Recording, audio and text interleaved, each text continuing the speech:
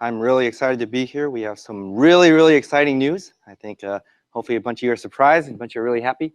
So my name is Jack, VP of Product and Business Development at SiFive.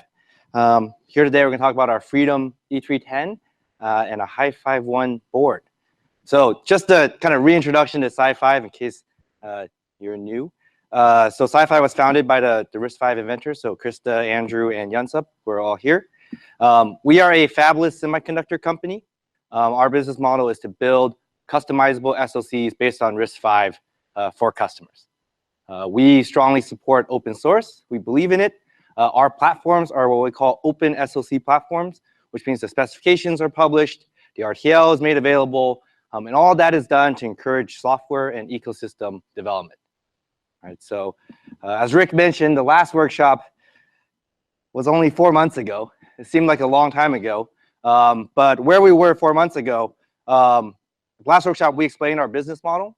So our business model is to work with customers who then give us either their spec or IP of their own or RTL of their own. And then we take care of everything on the very right there. You know, we work with the fabs, third-party IP, integrate tools, logistics, all that stuff. And we just deliver package-tested chips. What this means is you don't have to be a chip maker or know a lot about chips to get a custom RISC-V chip. We think we're taking advantage of open source and mass customization to do this. We call it the chip design factory. We think this is a fast time to market, low cost, low risk way to get custom chips.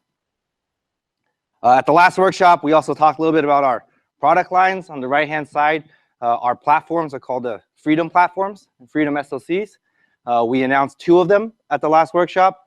Freedom Everywhere, which is a low-cost 32-bit microcontroller type platform that we intend to use for IoT embedded wearable type devices.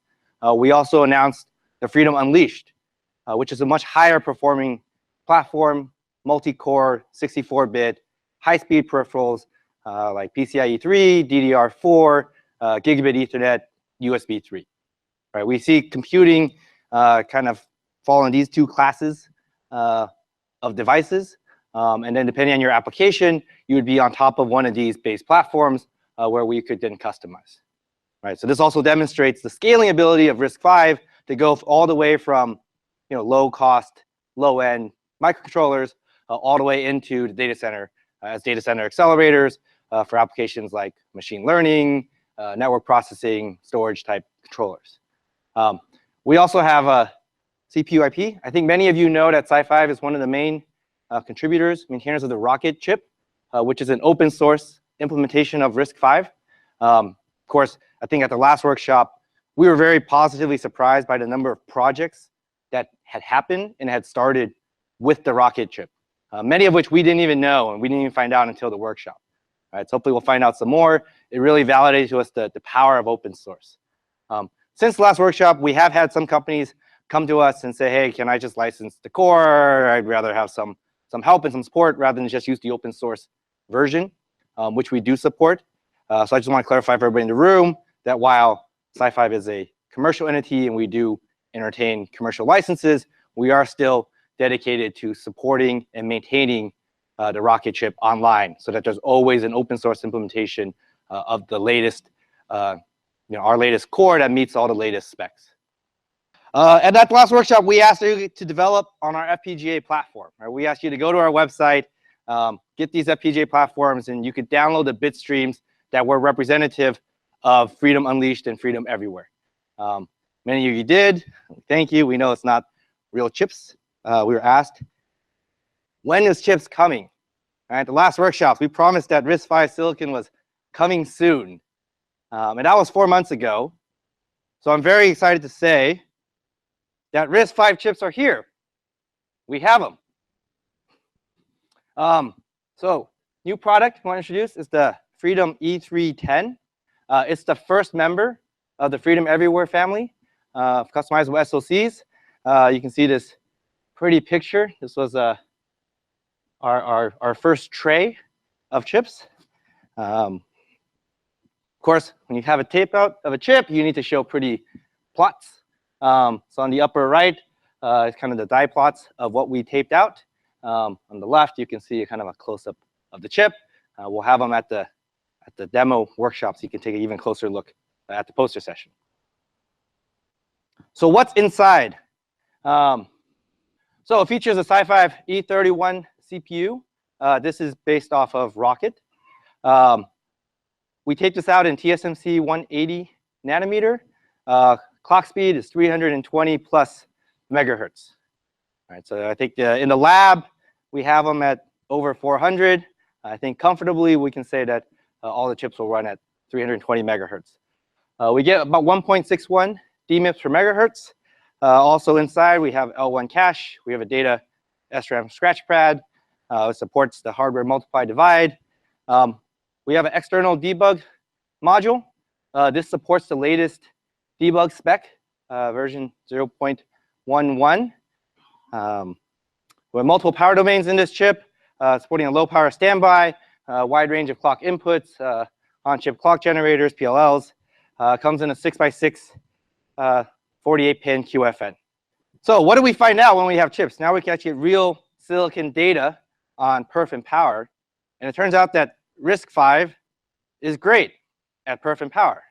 All right, going back to the RISC principles, making it simple means you get faster designs, lower power, smaller area. So on this comparison table, I guess the colors didn't show up too well.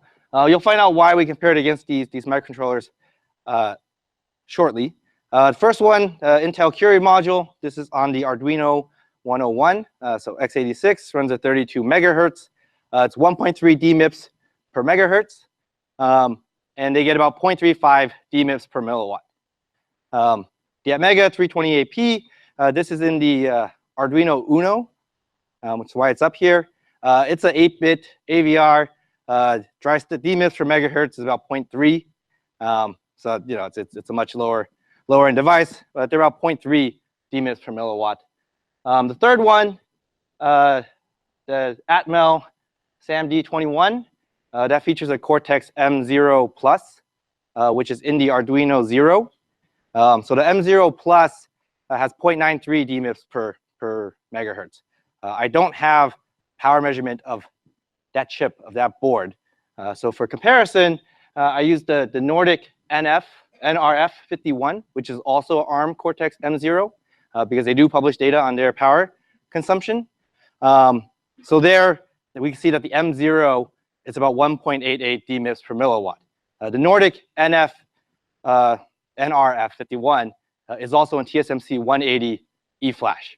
So it's a very good comparison to the Freedom E310, because they're both TSMC 180. We're actually comparing the same node. Intel, I'm not actually 100% sure which process node this is in. I have heard they had some talks, but they weren't clear which quark it was. But some of their quarks are in 180, so this might be the same process node. But in any case, from a performance standpoint, from a pure performance standpoint, RISC-V E31 core, 1.61 DMIPS per megahertz. It's the most efficient clock-to-clock. And then more importantly, on the power side, we actually get 3.16 DMIPS per milliwatt. So that makes us 9 times more power efficient than Intel, just Intel. But really, we're 2 times power efficient as the ARM M0 Plus, right, which is the smallest ARM you can get. In terms of performance, max performance, we can run up to 320 megahertz. So that's 10 times faster than Intel. If we want to compare total dry stones, at 320 megahertz, we're 11 times the dry stone of the Atmel M0 Plus. Right. So not only do you need a chip, but you actually need a board. So introducing the HiFive 1. This is an Arduino compatible board. It will be open source, schematics, layout, design files. It comes with our software, Freedom E SDK. The Freedom E SDK is also open source. All right. The board itself, it's Arduino compatible. We support the Arduino IDE environment, so you can get going. If you're familiar with Arduino devices today, it's a very seamless transition to work on it. And this is why the previous page compared against the other Arduino boards that are available. Right. I think this is the fastest Arduino board that you can get. And most importantly, it's available for sale right now. Right. You could literally stop listening to me and just go online and buy the board right now. All right, $59. All right, we want to make this accessible to as many people as possible to encourage RISC-V development everywhere. Right, and what better way to develop software than to have actual hardware? At the last workshop, we were also asked, would you open source stuff? We promised we would open source things. So I'm also very happy to announce that we've open sourced the RTL for the Freedom Everywhere 310. All right, so the RTL for the entire chip, not just the CPU, but the peripherals, the debug module, the tiling, everything on the chip is in the open source community. Okay, if you don't want to buy the board and you want to stop listening to me, you can go to that website now and pull the code. We think that this is a great way for software developers to develop software and see what's going on in their hardware. We also think it's a great way for open hardware development. Right, so you can download the RTL, you can map it to an FPGA, and then you can make your own modifications to it.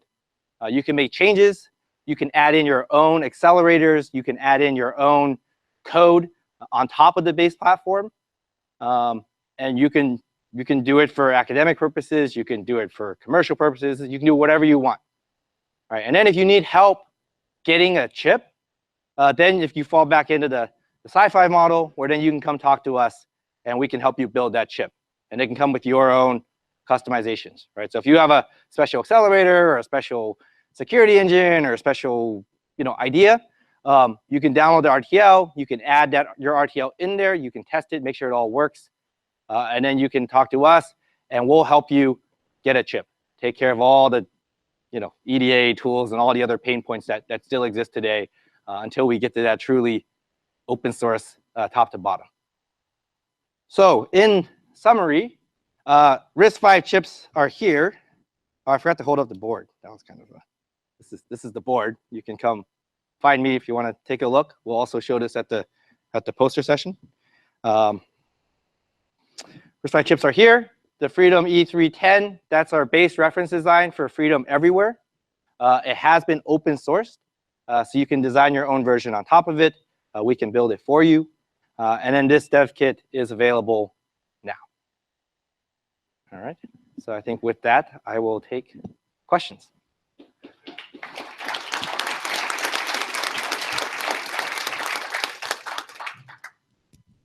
Questions for Jack? Oh, a few. So there's also a mic in the middle. If anybody wants to just stand up there, we'll queue you up. Don Stark from Google. Can you give us a sense about, if we want to do one of these chips, just what should we be budgeting, right? I mean, sort of out the door to get, 100 chips, how much would that, or 1,000 chips, what should we expect that to cost? Right, so we think the problem in the industry is the upfront cost to get chips, to get prototypes going. So exactly your question, how do you get to 100 chips? That's how do you get to prototypes, not necessarily how you get to production. So for the Freedom Everywhere, for prototype chips, we're looking at less than 100,000. Basically, for less than 100,000, you can come to SiFive. We'll help you, depending on how much customization you need. It might be even less than that. But then we will then deliver, let's call it in the 25 to 100 chip type range for prototypes. So we think at that number, it really opens the door up to many, many new applications, right? Where now before, if you had in your mind, you needed something, a budget, multi-millions of dollars to justify a project, you can get that idea off the ground for much lower price points. It's probably actually lower than the CPU license you'd have to pay the other guys.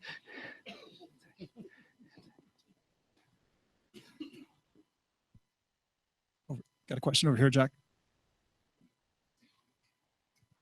Hey, I'm Benjamin Baron-Blatt. I work at Google as well. So you've quoted some impressive speed and power measurements, but like if you look at a Cortex M4, you're looking at a comparable number of DMIPS per megahertz, and you can get up to 10 times the DMIPS per milliwatt. So now, admittedly, they're using like a 65 nanometer process or something like that. So my question is, what is the plan for getting SiFive's chips to be competitive with existing offerings from people like ARM? So I think that was there's like 3 parts of the question there. I think in terms of CPU comparisons, the comparison I showed, I wanted to show the 180 to 180, so it's the same process node. So then we have the architectural level comparisons. Of course, there's always process improvements. So for example, Freedom Unleashed is in a different process than Freedom Everywhere. These are our first 2 initial platforms. There will be future platforms later that may be in different nodes. So I think that'll be, in a way, application specific, which node that you can get to. Also, this is also our first chip. Standard flow uses what's in open source. We're going to continually refine this over time. We think that a lot of the use cases and a lot of the competitiveness is also going to come from customization, right? Where the ability of RISC-V to extend your instructions, the ability to add custom engines into your chip is where you're going to get the real significant architectural power savings. I think in the previous talk, they mentioned adding in custom instructions sped things up by 10x. Right? So when you can improve things by 10x, then your power also follows because you're spending less time running stuff. So I think the DMIPS per milliwatt is an easy number to talk about, an easy number to get the first level comparison. But when we get to the system level design and the real competitors and real new markets, I think it's going to be about customization and getting the exact chip that you want. I think today, because you can't customize, because it's so expensive to buy to build a custom chip, people have to buy things off the shelf. When they buy things off the shelf, they're larger, they're unoptimized, and then you are paying that penalty. So it's kind of a race to get the one that you pay the least amount of penalties. We think we'll just customize the chip and get exactly what you want, and that's the best way to get the maximum performance and power. Hi, Sitaram. So can you tell a little bit about your costs in terms of how much, in terms of percentage, the amount of the percentage that you spent on tools versus the percentage you spent on buying IP to create the full SoC? Tools and IP are still too expensive in this industry. And I think one of the main problems is there's fewer and fewer design starts. As the process nodes shrink and things get more expensive, as all the chip companies buy the other chip companies, there's fewer and fewer design starts actually happening in the market. Because of that, the IP costs are rising, the tool costs are rising. I think in a Freedom Everywhere case, there's less high-speed IP and less third-party IP than there is in Freedom Unleashed. So maybe the ratio is a little better. Long-term, one of the things that we want is to encourage open source development so that we can get more open source IPs into the market, into the ecosystem, and then really so that we can help people tape out for even less. So the number, in my response to Don's question, where we talked about 100K or less, that's inclusive of everything, right? So where SiFive is taking on all the cost of the tools, IPs that goes on the chip is all included in that kind of single fee. But I think the answer to the question is it depends, but we want to drive it down as much as we can.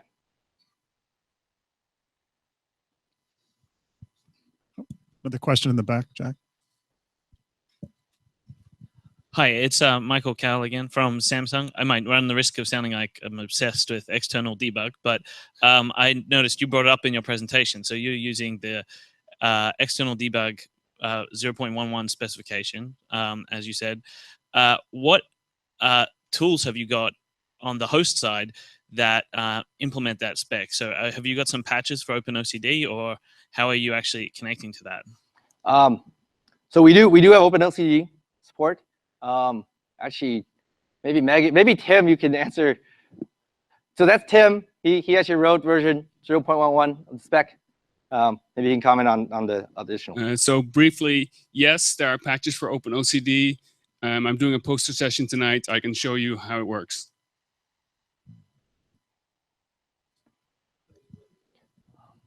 I think that is one of the things that we, as a community, we do need to standardize the debug and make that available. We have talked to some additional tool vendors, debug tool vendors, and they kind of ask the same question. They want to make sure that what they support is going to be supported across the ecosystem. So.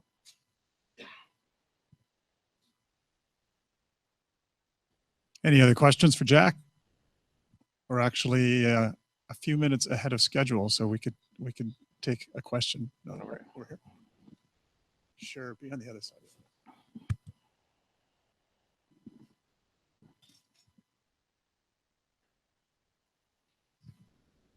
Hey, Christian Klingner, Esperanto. I noticed you had 2 frequencies listed on your table. Why was that?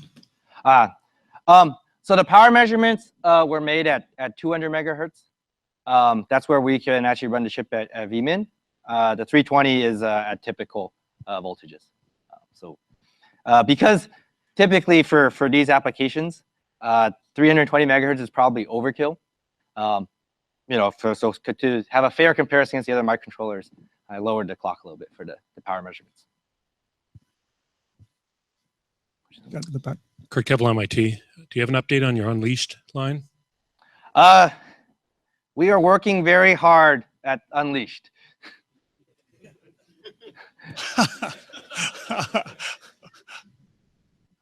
Very hard.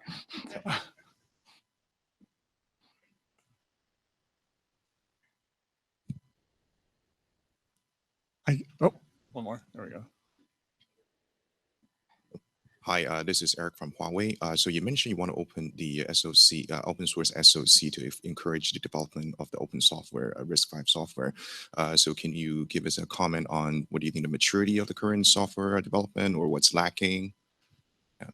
Yeah, I think we've seen tremendous progress even in the last few weeks.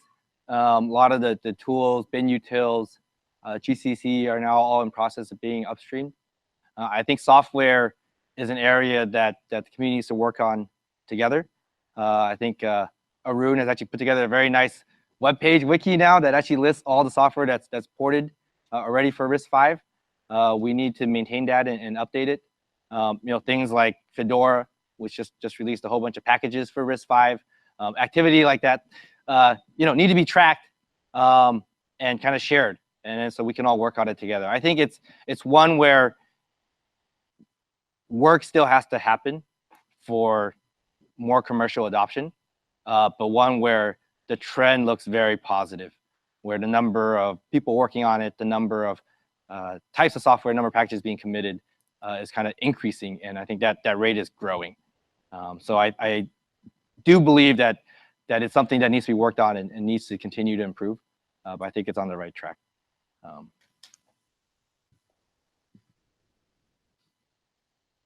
Anything else?